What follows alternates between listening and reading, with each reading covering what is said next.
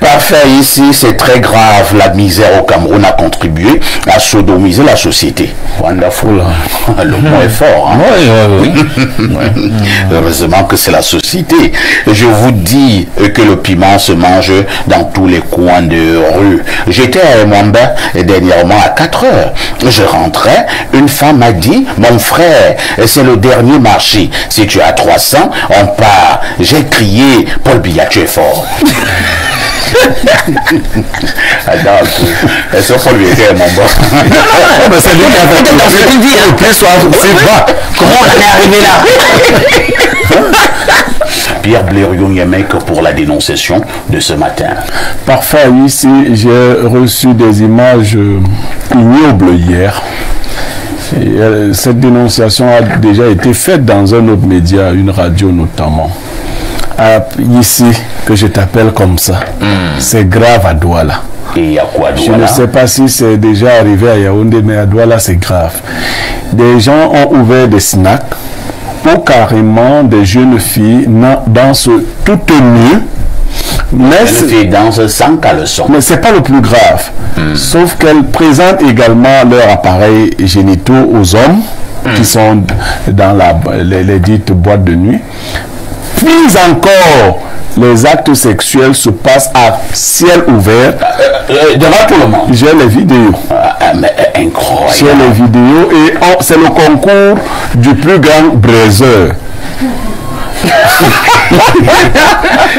Attends, ça se passe dans ce pays. Mais vous, si vous permettez... Non.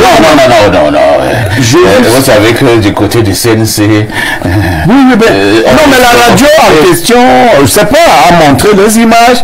Non, la radio ne montre pas les images. Non, vous voyez, les radios font maintenant, comment vous appelez ce système-là, sur le net. Soit sur streaming. Sur streaming. Mais je vous assure, le concours du plus grand braiseur...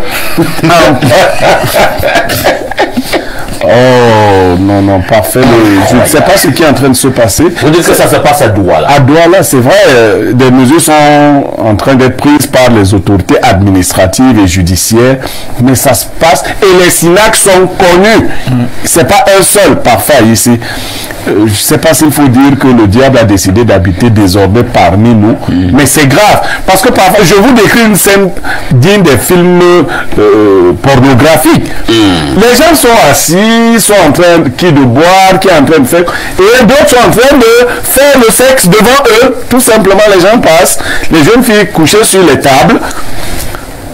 Mais je vous assure. Les jeunes filles couchées sur les tables et les hommes couchés sur les jeunes filles.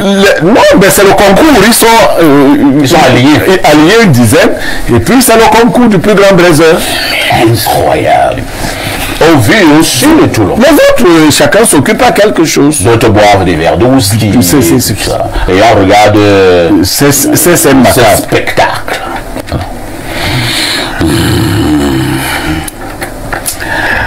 Avant de passer la parole à Pierre Blériot, je raconte rapidement une histoire. Il y a pratiquement, déjà près de 10 ans, un aîné dans le domaine de la communication, naturellement je vais taire son nom, un célèbre communicateur. Il m'a amené à un endroit ici à Yaoundé, je vais aussi faire au quartier. Effectivement, la particularité de cet endroit était que dans un très grand quartier de la ville, grand quartier de la ville, quand vous passez, vous voyez simplement un grand portail, il n'y a pas une plaque, rien n'indique qu'il y a quelque chose. Vous pouvez même passer là-bas pendant un an, vous savez qu'il y a quelque chose là-bas à l'intérieur. On arrive donc, on klaxonne, et quelqu'un ouvre le portail. Quelqu'un regarde d'abord comme ça, c'est comme s'il connaissait déjà la clé. Il ouvre le portail et nous entrons. Moi, il ne savait pas ce qu'il allait faire. Il m'a dit qu'on va boire un verre. C'était autour de 23 heures. On commence à boire notre verre. Autour de 1h du matin, on commence d'abord à mettre des lumières un peu plus tamisées. Moi je commence à me gêner, j'avais un problème de sécurité.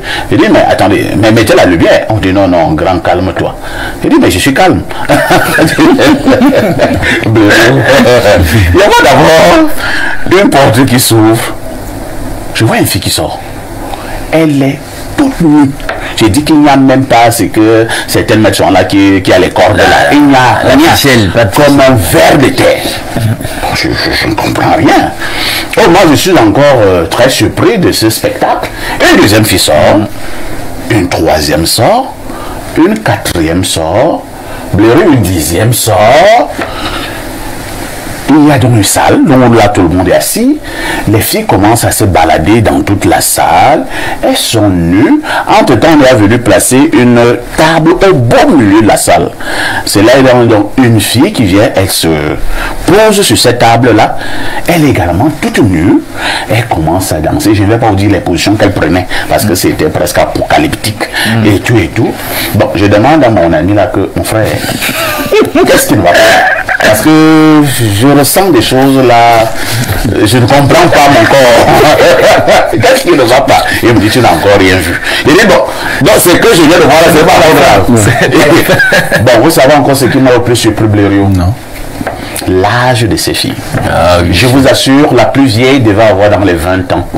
J'ai vu des enfants là à peine 14 ans. Tu avais même l'impression que la poitrine n'était même pas encore totalement développée. Et qu'est-ce qui se passait? De temps en temps donc, une fille, un monsieur, hein, je vous dis que des grands messieurs, hein, appelaient donc une de ses filles, la fille allait vers le monsieur, et le monsieur prenait de l'argent. Vous savez là où il enfilait l'argent? Dans l'entrecuisse de la jeune fille. Et il s'est accompagné d'une carte de visite. Et ces filles ont balancé ce spectacle pendant près d'une heure. Elles se sont toutes retirées. Et elles sont revenues probablement une vingtaine de minutes après, elles étaient habillées.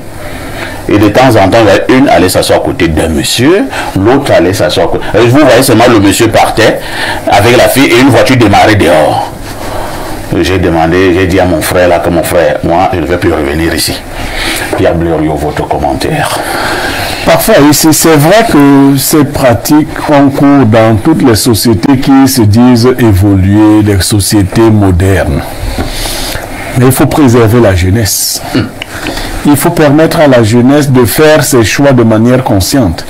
Ailleurs, ce n'est pas la pauvreté absolue qui pousse les gens à faire ce genre de choses. C'est des orientations. Chez nous, c'est bien la pauvreté absolue. Les enfants que vous décrivez là, c'est du commerce du sexe qui est organisé. Et ces milieux sont connus des milieux sécuritaires. On laisse faire parce qu'on sait, on croit tirer un profit dans ce genre d'affaires. Il faut même encore aller voir qui en sont les proprios. Voilà. Vous pourrez être étonné de vous rendre compte que ce n'est pas un kidam qui est propriétaire de cette affaire-là. Nous avons une société à bâtir. Nous ne pouvons pas tolérer que ce genre de choses s'installe chez nous en ce moment-ci. Des lieux d'orgie, des domiciles privés, d'accord. Mais des lieux publics, il faut faire attention.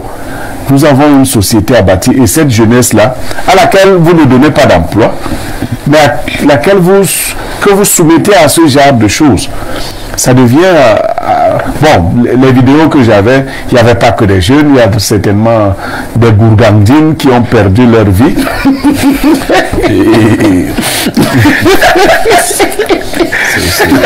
C'est quand même... C'est gênant, c'est gênant.